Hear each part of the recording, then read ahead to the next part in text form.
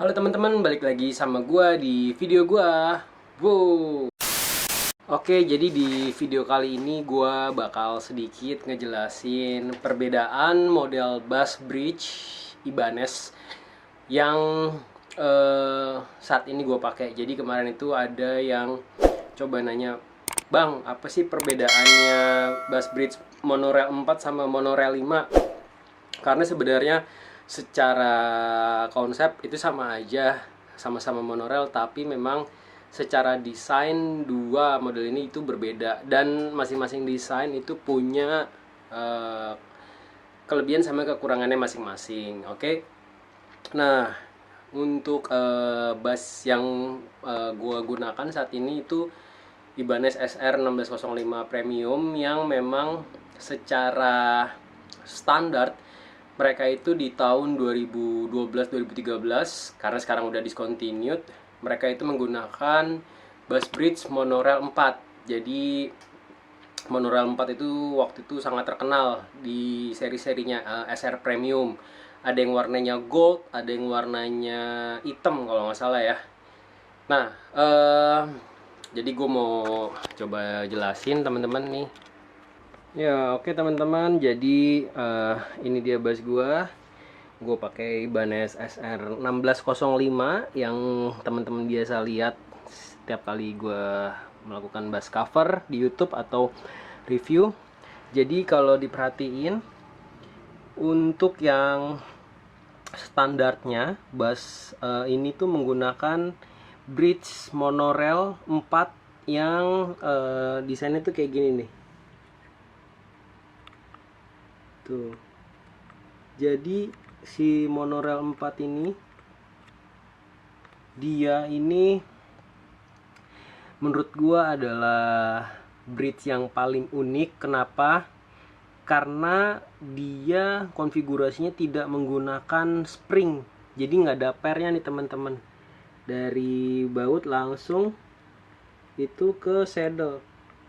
Dan yang uniknya sendiri juga saddle-nya ini dia lebih panjang ya.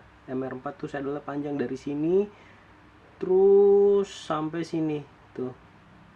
Nah, mur yang ini tuh berguna untuk mengunci. Mur ini berguna untuk mengunci si posisi saddle supaya nggak gerak, nggak geser-geser ke kanan kiri. Sedangkan yang kecilnya ini yang di dalam sini itu berfungsi untuk mengatur ketinggian atau leveling dari si saddle-nya. Nih, yang di sini. Jadi si MR4 ini dia itu diproduksi bersamaan dan jadi salah satu set yang dipakai sama Ibanez SR Premium di produksi tahun 2012-2013an lah. Jadi dia ini emang unik nih si bridge-nya. Dia nggak pakai per. Udah gitu saddle-nya juga panjang.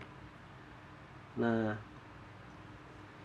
dan kalau dilihat secara tampilan, si MR4 ini lebih terkesan berwibawa ya, lebih terkesan mewah gitu, karena semuanya gold. Ini kebetulan standarnya dia pakainya gold. Nah, jadi dari sini, dari baut belakang itu nggak ada per, dia langsung masuk ke mana sih sini? Bentar ya teman-teman ya. Oh.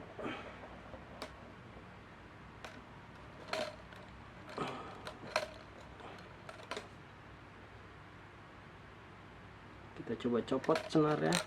Nah, jadi dia langsung masuk ke dalam belakang sini nih tuh.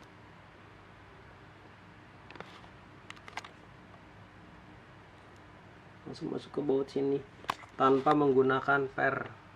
Nah, jadi ini nggak ada pernya sama sekali, dia langsung dari baut belakang langsung masuk ke saddle. Saddle-nya juga panjang tuh. Oke, itu kira-kira untuk MR4. Kita pasang lagi ya senarnya ya. Pasangnya juga gampang, tinggal masukin aja dari samping, kendorin dulu. tinggal masukin dari samping.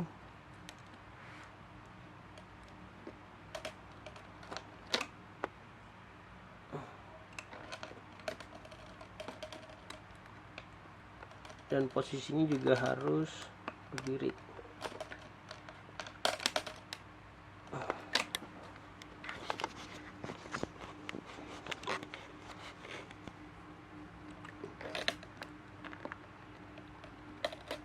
Dah, kurang lebih kayak gitu teman-teman.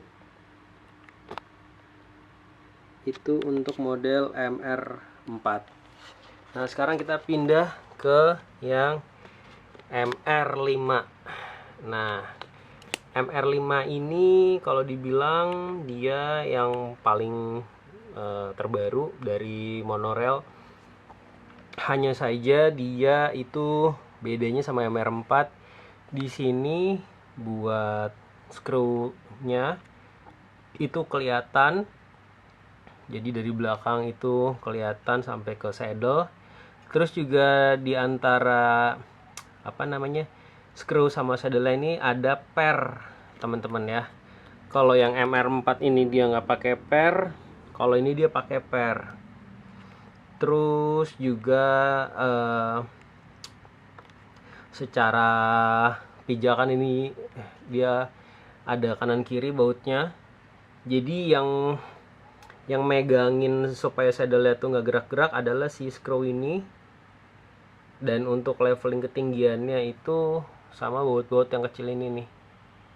Nah, kalau secara tampilan si MR5 ini kalau menurut gue pribadi itu agak kurang elegan ya, karena kayak ada kombinasi antara warna hitam sama warna emas. Sedangkan si MR4 ini tuh bener-bener dia kayak prestis banget gitu, kayak gold, karena goldnya tuh full. Sedangkan ini tuh dia kebuka teman-teman tuh. Cuma memang kalau untuk pemasangan senar, kalau yang tadi dia masangnya dari sebelah kiri nih, dari sebelah kiri posisinya. Nah, sedangkan si MR5 itu dia masangnya dari tengah atas tuh, dari tengah atas teman-teman, karena dia penguncinya tuh ada di tengah-tengah sini. Nah, kurang lebih itu teman-teman. Jadi kelebihan dan kekurangannya kalau menurut gua MR4 ini lebih secara estetik lebih oke.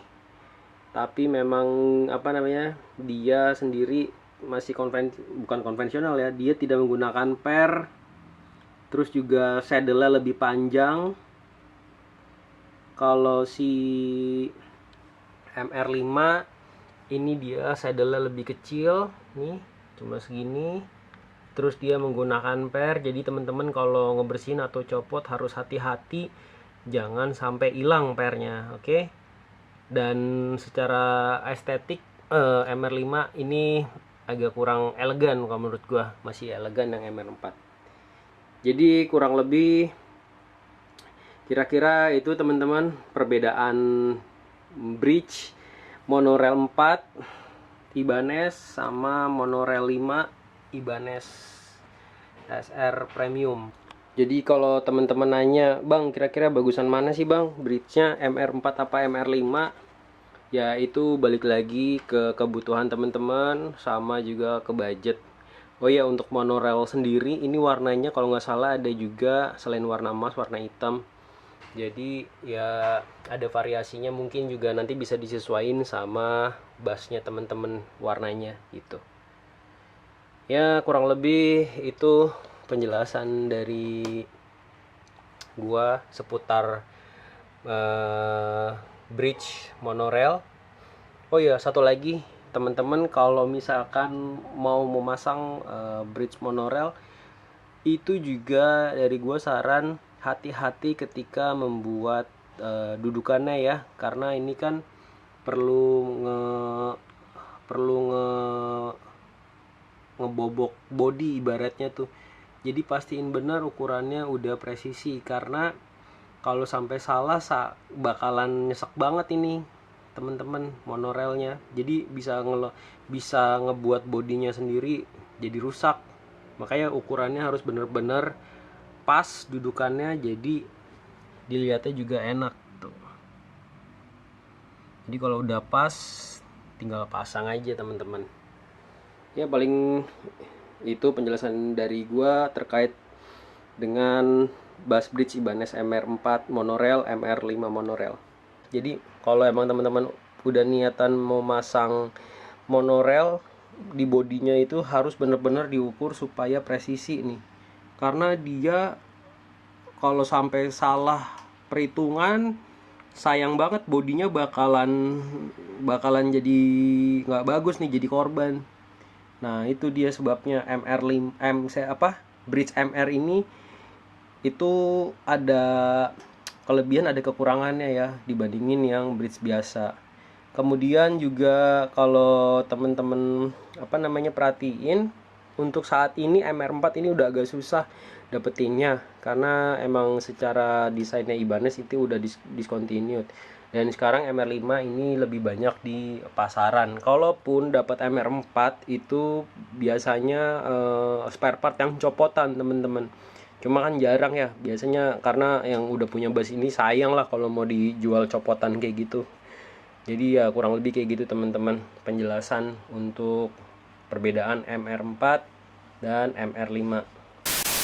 Oke, semoga video tadi bisa bermanfaat buat teman-teman semua yang kemarin penasaran perbedaan MR4 MR5. Jangan lupa like, jangan lupa subscribe, dan stay tune terus di video-video gue berikutnya. Oke, see you next and bye bye. Boom.